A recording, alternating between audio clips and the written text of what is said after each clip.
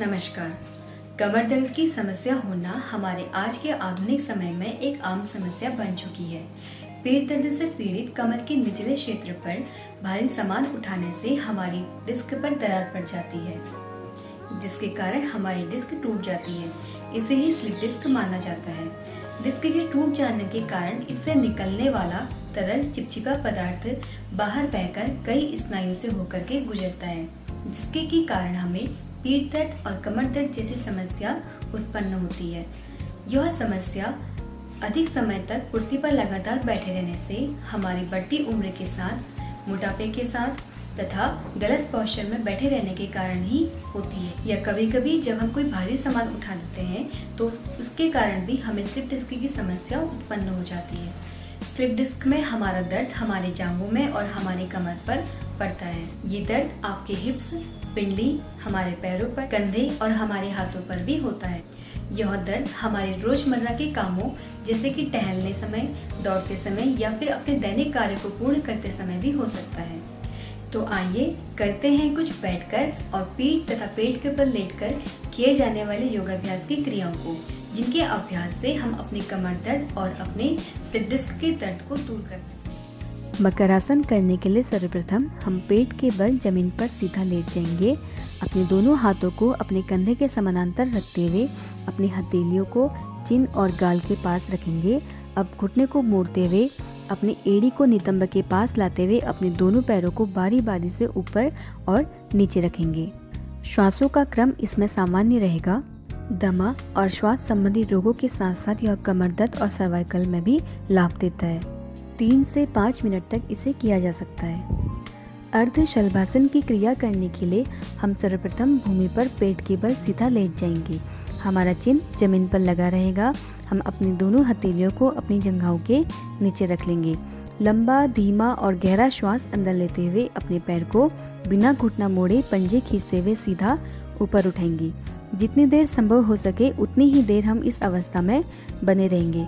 इसके पश्चात लंबा, धीमा, गहरा श्वास छोड़ते हुए उसी पैर को धीरे से नीचे रखेंगे। इसी क्रिया को हमने अपने दूसरे पैर से भी दोहराना है। इस स्थिति में योगाभ्यास करने से कुछ ही दिनों में स्लिप डिस्क और कमर दर्द में राहत मिलनी शुरू हो जाती है। इस क्रिया का अभ्यास रोजाना 10 से 15 बार किया जा सकता है। स्लिप डिस्क और कमर दर्द के अलावा अन्य कई समस्याओं से भी इस योगाभ्यास के द्वारा लाभ प्राप्त किया जा सकता है। धनुरासन करने के लिए सर्वप्रथम अपने पैरों को घुटने मोड़ते हुए ऊपर उठाएंगे और अपने हाथों से अपने पैरों के टखनों को पकड़ेंगे। अब लंबा, धीमा, गहरा श्वास अंदर लेते हुए अपने पैर और हाथों को खींचते हुए अपने शरीर को ऊपर उठाएंगे और नाभि वाला हिस्सा हमारा जमीन पर रहेगा।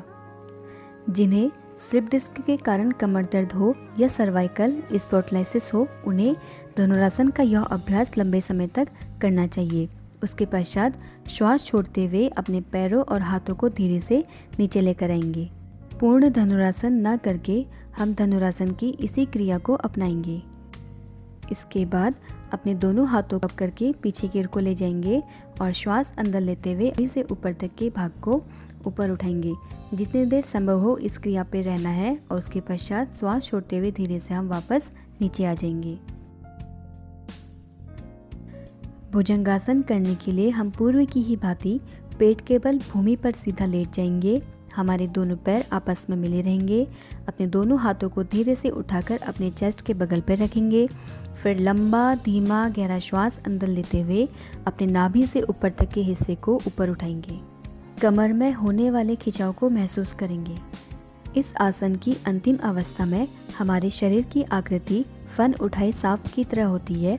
इस कारण इसे भुजंगासन कहा जाता है। अब लंबा, धीमा, गहरा श्वास छोड़ते हुए हम पूर्व की स्थिति में वापस आ जाएंगे। इस आसन में रीढ़ की ऊपरी हड्डी पर दबाव पड़ता है और उन्हें पुरानी स्थिति में आने का मौका मिलता है। यह शरीर को लचीला बनाने और कमर दर्द से राहत देने में भी मदद करता है।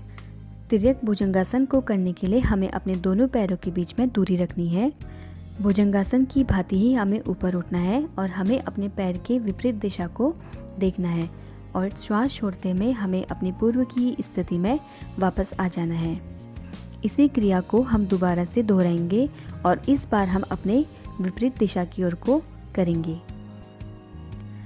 तिर्यक भुजंगासन के द्वारा हमें सर्वाइकल, कमर दर्द या फिर स्लिप डिस्क में तो लाभ मिलता ही है, इसके साथ ही यह हमारी कमर के आसपास की चर्बी को कम करता है और हमारी कमर में लचीलापन उत्पन्न करता है।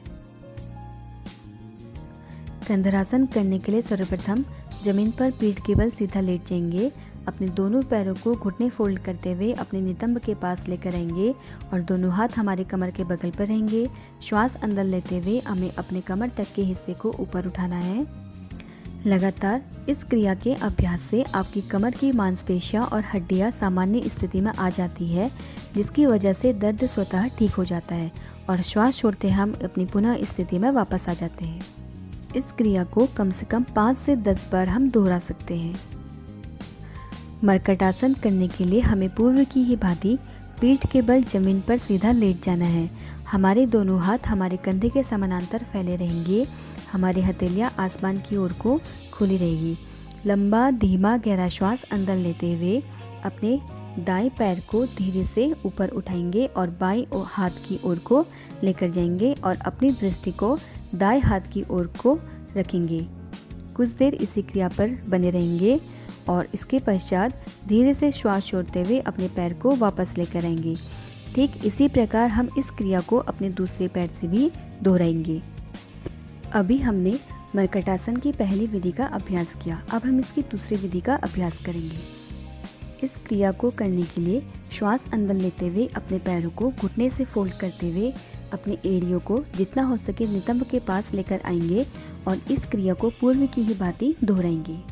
इन दोनों ही क्रियाओं में अंतर यह रहेगा कि हम उस क्रिया में पैरों को सीधे करके हम अपनी विपरीत दिशा की ओर को लेकर जा रहे थे और इस क्रिया में हमें अपने घुटनों को फोल्ड करते हुए इसे विपरीत दिशा में लेकर जाना है। इसके लगातार अभ्यास से आपकी रीढ़ की हड्डी में सबसे ज़्यादा ट्विस्टिंग होती है, जिसकी वजह से मांसपेशियों में खिंचाव, तनाव और विश्राम महसूस होता है और कमर दर्द में बहुत ही आसानी से आराम मिलता है। इन दोनों ही क्रियाओं में विशेष ध्यान देने की बात यह है कि हमारी गर्दन पैरों की विपरीत दिशा में रहेगी। एक पाद उत्तानासन करने के लिए हमें लंबा धीमा गहरा श्वास अंदर लेते हुए अपने बाएं पैर को बिना घुटना मोड़े और पंजे खींचते हुए सीधा है। कुछ देर इसी अवस्था में रहना है, फिर श्वास बाहर छोड़ते हुए धीरे से अपने पैर को नीचे रखना है। ठीक इसी प्रकार हम इस क्रिया को अपने दाहिने पैर के साथ करेंगे। लंबा धीमा गहरा श्वास अंदर लेते हुए अपने दाहिने पैर को बिना घुटना मोड़े और पंजे खींचते हुए हमें सीधा ऊपर उठाना है और श्वास बाहर छोड़ते हुए हमें अपने पैर को धीरे से नीचे रखना है। इस क्रम में हमें जितना संभव हो सके उतनी ही देर अपने पैरों को ऊपर रखे रहना है। इस क्रिया को हमें शुरू में 8 से 10 बार करना चाहिए। उसके बाद अभ्यास हो जाने के पश्चात हमें इसे 15 से 20 बार कर सकते हैं और धीरे धीरे इसकी समय सीमा को भी हम बढ़ा सकते हैं। योगाभ्यास की इस क्रिया के द्वारा हमें कमर दर्द, पीठ दर्द, सर्वाइकल और स्लिप डिस्क जैसे रोगों में तो लाभ मिलता ही है, इसी के साथ ही यह हमारे थाई के मोटापे को दूर करता है। पवन मुक्तासन की क्रिया को करने के लिए हम पूर्व की ही भांति पीठ के बल जमीन पर सीधा लेट जाएंगे। अपने दोनों पैरों को घुटने से फोल्ड करते हुए अपने घुटनों को अपने चेस्ट के पास लेकर आएंगे और धीरे से श्वास अंदर लेते हुए हमें अपने हाथों को लॉक करते हुए अपने नाक से अपने घुटने को छूने का प्रयास करना है। जितनी देर संभव हो सके हमें इस प्रक्रिया में ही रहना है और श्वास छोड़ते हुए धीरे से हम अपनी पूर्व की ही स्थिति में वापस आ जाएंगे। इस क्रिया के द्वारा हमें स्लिप डिस्क और कमर दर्द के अलावा मोटापे में भी लाभ मिलता है। स्कंद संचालन क्रिया करने के लिए हम भूमि पर पद्मासन, सुखासन या फिर वज्रासन की स्थिति पर बैठ जाएंगे। हमारी कमर और गर्दन दोनों सीधी रहेगी। श्वास अंदर लेते हुए हमें अपने कंधों को घड़ी की दिशा की ओर को घुमाना है और श्वास छोड़ते हुए हमें अपने कंधों को आगे की ओर को लेकर आना है। रोजाना इस क्रिया को 8 से 10 बार घड़ी की दिशा में और 8 से 10 बार घड़ी की विपरीत दिशा की ओर को करना है। स्लिप डिस्क के अतिरिक्त हमें सर्वाइकल की रोग में भी इससे लाभ प्राप्त होता है। इस क्रिया को हम ज़मीन पर बैठकर या फिर कुर्सी पर बैठकर भी कर सकते हैं। बस ध्यान रहे कि हमारी कमर और गर्दन दोनों सीधी रहे। उष्ट्रासन करने के लिए हम सर्वप्रथम वज्रासन की स्थिति पर बैठ जाएंगे। हमारी कमर और गर्दन दोनों सीधी रहेगी। इसके पश्चात अपने घुटने के ऊपर सीधे खड़े हो जाएंगे और श्वास अंदर लेते हुए अपने बाएं हाथ को धीरे से ऊपर घुमाते हुए अपने बाएं पैर की एड़ी को पकड़ेंगे और इसी प्रकार अपने दाएं हाथ को घुमाकर अपनी दाईं एड़ी को पकड़ेंगे। अब गर्दन को अंदर की ओर झुकाते हुए हमें अपनी श्वास रोककर कुछ देर इसी अवस्था में बने रहना है। रीढ़ की हड्डी की समस्याओं को दूर करने वाला बहुत ही कारगर आसन है। इस आसन में शरीर की आकृति ऊंट की तरह बनती है और धीरे से श्वास छोड़ते हुए हम अपनी पूर्व की स्थिति में वापस आ जाएंगे। योगाभ्यास की इस क्रिया में हमारी पीठ पीछे की ओर को झुकती है, जिससे हमारी रीढ़ की हड्डियों पर सकारात्मक दबाव पड़ता है। योगाभ्यास की इस प्रक्रिया के द्वारा हमें मोटापे में भी लाभ मिलता है। हमारी योगाभ्यास की कुछ क्रियाएं जिनके करने से हम अपने स्लिप डिस्क तथा कमर दर्द की समस्या को दूर कर सकते हैं। इनमें से कुछ आसन ऐसे भी हैं जिन्हें हम अपने सर्वाइकल के रोग को भी दूर कर सकते हैं तथा अपने मोटापे को भी दूर कर सकते हैं। तो सारे ही आसनों को शुरू में हमने 5 से 8 बार करना है और धीरे धीरे इसकी समय सीमा को बढ़ा देना है। तो आपको आज का ये वीडियो कैसा लगा, अपने सुझाव हमें कमेंट कीजिए। यदि आपको ये वीडियो पसंद आए तो इसे लाइक करें, शेयर करें और यदि आप इस चैनल पर नए हैं तो इस चैनल को सब्सक्राइब करना ना भूलें, जिससे कि आने वाले वीडियो की नोटिफिकेशन आपको अपनी स्क्रीन पर मिल सके। धन्यवाद, नमस्कार।